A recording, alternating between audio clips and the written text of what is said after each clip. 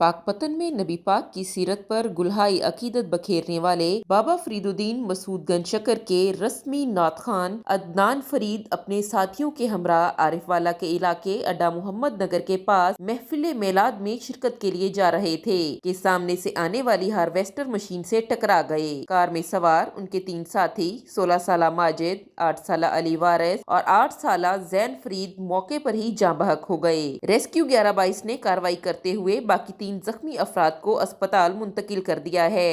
हादसा इस कदर शदीद था कि कार सवारों को गाड़ी काट कर बाहर निकाला गया।